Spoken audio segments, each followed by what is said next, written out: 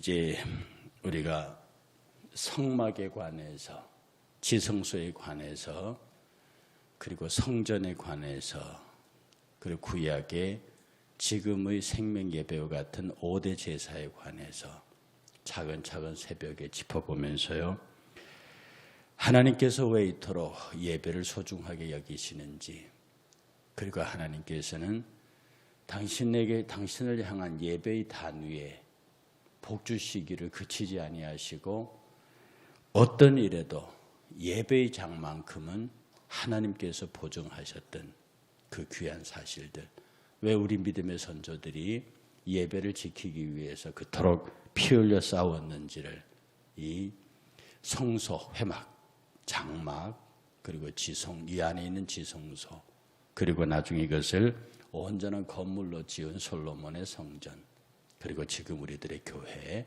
여기까지 연결되는 일련의 과정, 그리고 그 안에서 드려졌던 번제를 포함한 이스라엘의 5대 제사와 오늘 예수 그리스도의 거룩한 만찬으로 표현되는 우리들의 예배를 함께 살펴봄으로써 예배하는 자가 승리한다, 예배하는 자가 축복받는다, 예배하는 자가 은혜 가운데 거한다, 예배하는 자가 승리하는 자다 라는 말씀에 대한 구체적인 증명과 증거들을 이 말씀 속에서 찾아보고자 합니다.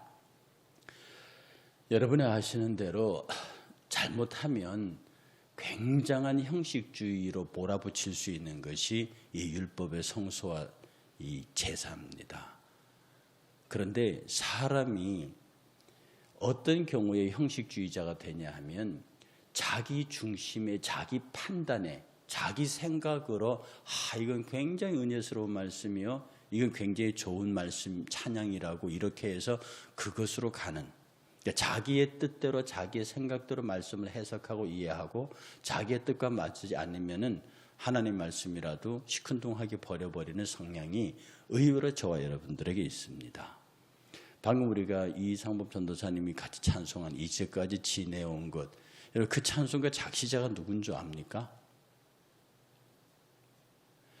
그 지금까지 지내온 그 찬송가 작시가 사사오라 일본 사람입니다. 일본 사람인데 이 찬송가를 굉장히 좋아하는 사람이 있었어요. 그런데 이분이 이 반일 운동, 항일 운동의 전문가입니다. 네, 진짜. 근데 이 곡을, 지금까지 지내온 이 곡을 작사한 분이 박재훈 목사님이라고요, 우리나라 찬송가를 많이 작곡한 분이고 굉장히 민족주의자예요. 그런데 어떤 분이 이 찬송가 열심히 부르, 제가 만난 분입니다. 저는 이 찬송가를 너무 좋아합니다. 그러길래 제가 옆에 있다가 그거 일본 사람이 지은 건데 왜 기요마데 이렇게 지금까지 지내온 것, 지금 일본 말로 기요마데 뭐라고 하는데, 그 이 형 나를 딱 쳐다보더니 뭐라고요 그러더라고요. 그 애들 말로 뭐시라 그 말입니다. 이 찬송가를 일본 사람이 지었다고. 예, 그 가사 일본 사람이 지은 거예요. 그 다음부터 그 양반이 그 찬송가를 절대 안 부르는 거예요. 그 자기는 그 찬송가를 싫어하지는 않지만 안 부를 거라고. 왜요? 제가 이 반일 항일 운동가인데 그분이 지금 막 그 일본 전범 재판 막 그런 거 막 하시는 분입니다. 그래서 제가 그 전까지는 그렇게 은혜롭던 찬송이 왜 그 작사자가 일본 사람이나 때문에 싫으십니까? 저는 그냥 싫어요. 이것을 뭐라 하느냐 하면 형식주의, 율법주의, 그 다음에 제도화되고 석화, 굳어져 버린 종교의식이라고 하는 겁니다. 우리가 구약의 말씀을 댈 때 구약의 말씀을 그 글자 그대로 읽어버리면 그것은 썩은, 굳은 말씀이 돼요. 신약의 말씀조차도 내 영이 그것을 바라보고 이해하지 못하고 내 그 형식적인 판단으로, 내 의로, 내 생각으로 읽어버리게 되면 그것은 석화된, 굳어버린 말씀이 됩니다. 이게 아주 연한 말씀으로 내 심령의 깊은 곳까지 파고들어서 이게 내 안에서 에너지로 표현해서 밖으로 확 드러나게 하는 데는 어떤 인간의 개인적인 판단과 사고와 이런 것들이, 하나님이 주신 것 이외의 것들이 개입하기 시작하면 우리 복음의 해석에는, 본질에는 변화를 가져옵니다. 그러니 우리가 이 말씀을, 특히 성막의 말씀을 짚어 들어가면서요, 제가 늘 말씀드린 대로 주여, 이 성경을 기록하신 성령께서 이 성경을 해석해 주실 것을 바랍니다. 그래서 늘 말씀 가운데 인간의 소리가 들어가지 아니하고 인간의 주장이 들어가지 아니하고 말씀이 말씀하고자 하시는 것, 말씀이 의도하는 바를 그대로 캐내는 일은 오늘날 이 시대의 신구약을 제대로 읽어야 하는 우리 모두의 중요한 사명이라 생각합니다. 성경 한 구절 찾겠습니다. 출애굽기 40장 2절입니다. 출애굽기 40장 2절. 출애굽기 40장 2절 시작. 너는 첫째 달 초하루에 성막 곧 회막을 세우고, 그 쭉 내려가서 17절 둘째 해 첫해 달 곧 그 달 초하루에 성막을 세우니라. 그래서 이 성막은요, 출애굽한 원년 지나서 출애굽한 2년째 되던 해 하나님께서 성막을 지으라고 말씀하셨고, 그래서 출애굽 원년 2년 되는 날 1월 1일에 모세가 하나님께서 얘기하신 그대로 성막을 세웁니다. 그래서 이 성막은 모세가 6차로 그 호렙산을 올라다니면서 거기서 십계명도 받고 할 때 그때 받은 하나님의 계시대로 이 성막을 지었어요. 그래서 완성된 날은 출애굽 2년, 출애굽한 지 2년 되던 원년 1월 1일에 이 성막이 세워집니다. 그래서 이 성막은요, 쳤다가 우리로 말하면 천막, 장막이니까 쳤다가 그걸 다 걷어가지고 다시 둘러매고 이 행군할 때는 따라가며 그 일을 했던 지파가 레위 지파입니다. 성막에 문고리 하나 드는 것부터 저기 지성소에 글까지 든 모든 일들을 레위 지파들이 했어요. 그래서 레위 지파에게는 성소를 모시는 일에 전념하기 위해서 나중에 성전이 지어지고 든 다음에 성전을 섬기는 일에 전념하기 위해서 그들에게는 땅을 주지 않았습니다. 그 이스라엘의 12지파 가운데 11지파에게는 땅을 다 배분하는데 레위 지파에게는 땅을 주지 않아요. 그리고 레위 지파에게는 각 지파가 10의 1조를 내게 합니다. 그래서 각 지파가 10의 1조를 내서 그 10의 1조를 레위 지파에게 줬어요.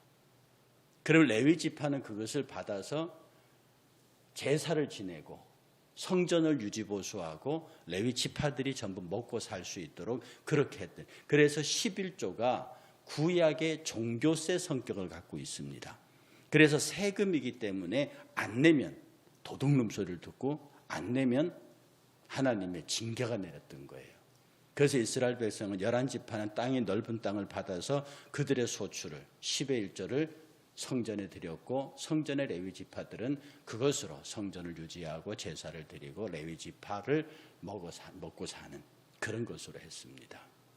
그래서 그 성막, 지금의 성막이, 성전이 오늘의 교회로 연결되는 것은 바로 오늘 우리가 읽은 히브리서 9장의 긴 이야기를 통해서 첫 번째 드려진 그 성전이 바로 동물의 짐승의 피로 언약된 것이라고 하면, 두 번째 성전, 두 번째 성막은 예수 그리스도의 피로 우리에게 주어진 교회니 이것이 여전히 그 세운 본질적인 것은 변함이 없다라고 하는 의미를 갖고 있습니다. 그래서 성막 그 자체가 굉장히 중요한 신약 교회와 구원에 대한 속량과 구속에 대한 큰 모델 역할을 하고 있습니다. 히브리서 우리가 읽은 말씀, 오늘 읽었던 말씀 9장 9절에 보면요, 이 장막은 현재까지 비유라 그랬습니다. 현재까지의 비유니 이에 따라 드리는 예물과 제사는 섬기는 자를 그 양심상 온전하게 할 수 없나니. 그래 지금 히브리서 기자가 하고자 하는 얘기는 뭐냐면 구약의 제사는 온전하지 않다는 겁니다. 왜냐하면 드리는 사람도 불완전하니까. 그러니까 대제사장이 1년에 한 번씩 지성소에 들어가서 온 이스라엘 백성과 그 자신을 위하여 피뿌림의 제사를 드렸다는 거거든요. 드리는 사람도 온전하지 못한 거죠. 그런데 두 번째 언약으로 된 예수 그리스도의 제사는 단번에 모든 걸 다 끝내는데 드리는 자가 온전하다는 것입니다. 드리는 자는 속량할 필요가 없다는 거죠. 그래서 히브리서 9장 23절에 그러므로 하늘에 있는 것들의 모형은 이런 것들로서 정결하게 할 필요가 있나니 하늘에 있는 것들은 이런 것들보다 더 좋은 재물로 할지니라. 그리스도께서는 참것으로 그림자 23절 24절입니다. 그리스도께서는 참것의 그림자인 손으로 만든 성소에 들어가지 아니하시고 바로 그 하늘에 들어가사 이제 우리를 위하여 하나님 앞에 나타나시고, 그래서 구약이 보여준 그 아름다운 예배와 예전과 의미들을 전부 그리스도께서는 바로 직접 하나님의 대면 자리에 올라가서 우리들의 구속을 깨끗하고 더 이상 당신 이외에 더 이상 필요한 것이 없도록 깨끗하게 완결하신다는 의미를 갖고 있습니다. 그래서 히브리서 기자는 계속 구약의 성소와 지성소 성소를 계속 예수 그리스도의 육체로 연결하고 있습니다. 그래서 지성소 성소를 통해서 하나님 앞으로 나갔던 이스라엘의 예배는 불완전하지만 예수 그리스도를 통하여 하나님 앞에 나가는 예배는 완결되고 그 예배를 통해 만날 수 있는 곳이 하나님의 나라요, 거기가 우리가 그토록 기다리는 새하늘 새 땅이라는 얘기를 히브리서 기자는 계속하고 있는 겁니다. 다시 구약 성막으로 돌아가서요, 이 성막은 이스라엘 모든 사람들, 이스라엘 사람들의 사는 삶의 구심점이었습니다. 나중에 이제 다시 말씀드리면 이스라엘 사람들 행진을 하다가 진을 치잖아요. 더 이상 행진하고 진을 칠 때는 꼭 성막을 가운데 두고 동서남북으로 진을 쳤습니다. 그리고 그들의 문이 다 성소를 향하여 열리도록 문을 열어놨어요. 그러니까 그들의 출입구가 성소를 바라보게 되어 있다고요. 그러니까 이렇게 미음자형으로 이제 진을 치는데 각 세 지파씩 네 쪽으로 돌아가서 치면서 그들의 문이 다 가운데 성소를 향하여 열리도록 그렇게 되어 있습니다. 이 말은 지금 우리들을 그래 적용하면 우리들의 삶, 우리들의 생활 자체가 교회를 향하여, 교회 안에서 그리스도를 향하여 예배하는 쪽을 향하여 우리의 문이 열려 있어야 한다는 거죠.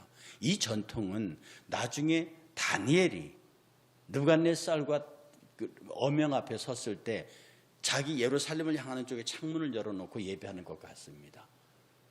그리고 지금 이 전통이 어디로 가느냐 하면은 마호멧 교도들이 그들이 하루에 5번씩 절하는데 절하는 방향이 메카를 향해 있습니다. 그들의 교주 마호멧이 태어난 메카를 향해서 이게 자리를 깔아놓고 절을 한다고요. 이스라엘 백성들은 어디로 가든지 성소가 그들의 삶의, 아무리 멀리 가도 성소가 그들의 삶의 중심이었습니다. 그래서 늘 성소를 향하여 문을 열어놓고 행군할 때도 성소를 가운데 두고 자기 사방에 둘러싼 이스라엘 12지파가 그 문을 전부 성소를 향해서 열어놓고 늘 들어올 때나 나올 때나 그 성소가 눈에 띄므로 자기들을 돌아보게 하고 자기를 주의하게 되고 생각과 마음을 정결케 하는, 그게 일상의 생활 속에 배워버린 거예요. 그래서 옛날에 우리 오랜 교회 우리 처음 저희들이 학생 때 신앙생활 했을 때는 목사님이 꼭 교회 들르라 그랬습니다. 학교 가는 길에 자전거 타고 가다가 교회 들렀다 기도하고 가라. 그리고 좀 큰 형들한테는 아침에 새벽에 들렀다가 새벽 기도를 못하더라 들렀다 가라. 그래서 꼭 하루는 교회를 들렀다 가도록 만들었습니다. 저희들이 자전거를 가지고 이제 중학교 자전거로 학교 왔다 갔다 하는데 가는 길에 그 교회까지 들르려면 이렇게 돌려야 됩니다. 그런데 목사님은 꼭 들렀다 가라. 그런데 그때는 그게 귀찮고요. 그때 목사님이 그때는 무섭다기보다도 그때 목사님은 굉장한 권위가 있으셔요. 그분은 진짜 지금 생각해도 요새 성도 같으면 그분 안 따를 겁니다. 설교를 1시간 반씩 하는데 똑같은 얘기만 하셔요. 1시간 반 설교한다는데 내가 만주 때 팔로 만주군에 있을 때 내가 포탄이 날아들고 그것 때문에 죽을 뻔하고 하나님 살려주신 목사 되겠습니다. 그 얘기를 1년 365 가운데 한 3분의 1은 그 얘기를 하시는, 그것 때문에 나는 목사 됐다고 하는 고심판 목사님이신데 그렇게 하셨는데도 우리는 그분 얼굴을 감히 쳐다보지도 못했어요. 근데 그분이 시중에 한 얘기는 뭐냐면 하루 꼭 교회 오너라. 반드시 기도하고 가거라. 근데 지금 이렇게 생각하면 몰라, 그분이 이 성전에 대한 이해가 있으셨는지 몰라도 한 번 교회에 매일 들을 수 있다고 하는 그 자체가 모든 삶의 중심이 교회에 있다는 것과, 여러분 하루에 한 번씩 꼭 들리는 곳, 여러분에게서 꼭 하루에 한 번씩 들려 하는 곳이 있다고 하면 그게 여러분의 삶의 중심지라는 겁니다. 어떤 분은 매일 어떤 카페에 하루에 한 번씩 갔대요. 결국 그 카페 여사장하고 결혼했다고 그러지 않습니까? 무엇인가 그 마음의 중심에 있는 곳은 찾아가게 되어 있습니다. 그러니 여러분들이 아침마다 새벽 제단을 찾아오고 그렇지 못하도 늘 마음속에 교회와 종들이 생각나고 위하여 기도할 수 있다고 하는 것은 여러분들이 마음이 교회로 집중되어 있다. 하나님이 충분히 복 주실 조건을 갖추고 있다 하는 뜻이지요. 그래서 그들은 성막에서 제사를 드리고 그들이 제물을 드리고 거기서 완전히 죄 씻음을 받고 그 자기들이 지는 허물을 씻으면서 그 성막 중심으로 그들의 공동체를 유지했습니다. 그러니까 그 성막이 이스라엘 백성의 공동체 중심지였습니다. 저는 이 말씀을 준비하면서요, 그렇다. 우리가 왜 교회가 우리의 삶의 중심지가 되어야 하는지. 그래서 여러분들이 늘 교회를 생각하고 교회를 출입하면서 이 교회가 전혀 부담스럽지 않아요. 만나는 사람이 부담스럽지 않고 예배하는 것이 부담스럽지 않고. 왜? 사람을 의식하면 저 사람 보기 싫고 저 사람은 보고 싶고 이런 사람의 호불호가 생기면 그건 그야말로 미팅 모임이 되어버립니다. 사람이 내게 어찌하리요? 그건 상관하지 않고 나와서 예배드리고 사람과 나와의 교제는 하나님과의 교제 이후의 일이니까 내가 하나님과 온전한 예배와 제사가 되고 하나님 앞에 온전히 나아감이 되면 그 다음에 사람을 만나는 것은 그 사람과 나 사이에 그리스도가 끼기 때문에 내가 불편해할 이유도 없고 내가 답답해하고 조심스러워해야 할 이유도 없습니다. 모두가 사랑스럽고 모두가 축복할 수 있고 모두가 귀히 여길 수 있습니다. 그래서 이 나중에 성막은요, 이스라엘 백성 전체가 다 모세를 통해서 세워진 그 언약은 모세가 세운 아론 제사장의 반열을 따라서 아론의 후손들이 그 성막을 지켜갈 때 모두가 그 중심에 그들이 서 있게 되는 겁니다. 오늘 여러분 이 말씀 가운데 잘 생각하셔서요, 내 삶이 정말로 이스라엘 백성들이 성막을 향하여서 자기들의 천막에 자기들이 쓰는 텐트에 문을 열어놓고 들어오면서 그것을 보고 나오면서 그것을 보면서 그 하루를 반성하는 이스라엘 백성들은 잘 때도 하늘에다 천정에다가 율법을 붙여놓고 들어오고 나올 때 문설주에다 율법을 붙여놓잖아요. 그들이 들어오고 나오면서 그 말씀을 읽습니다. 그런데 나갈 때 눈에 띄는 것이 지성소, 성소가 보입니다. 들어올 때 눈에 띄는 게 성소입니다. 들어올 때 문을 들어오면은 문설주에 붙어져 있는 하나님의 말씀이 보입니다. 누워서 천정을 쳐다보면 거기에 하나님의 말씀이 붙어 있습니다.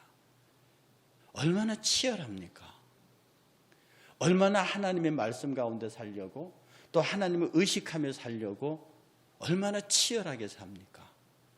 그것이 선택받은 백성들의 권리요, 선택받은 백성들의 축복의 길이요, 그것이 또 선택받은 백성들의 믿음의 의무이기도 합니다. 왜 우리가 하나님 앞에 예배하기를 게을리하지 않고 매일 한 번씩 교회에 올 수 있는 기회가 있으면 좋겠다고 말하고 초대교회는 매일 예배를 드렸습니다. 매일 모여서 성전에 모이기를 날마다 성전에 모였다고 그랬습니다. 거기에 거룩한 교제가 있고 거기에 아름다운 성도의 이야기들이 있습니다. 그래서 지금 이 순간 우리 함께 찬송 부르시면서요, 내가 정말로 교회 중심의 삶을 살았는지, 교회가 내 삶의 중심이 되는지, 불 속에라도 들어가서 죄악된 세상을 방황하다가 천국과 지옥도 나는 몰랐네. 고집대로 영죽을 험한 세상이 왜 그리 더러운지 이제야 아네. 성소를 바라보고 성막을 바라보는 사람, 교회를 바라보고 말씀을 사모하는 사람은요, 이 세상이 얼마나 더럽다는 걸 압니다. 그래서 불 속에 들어가서라도 우리는 그것을 이길 수 있습니다.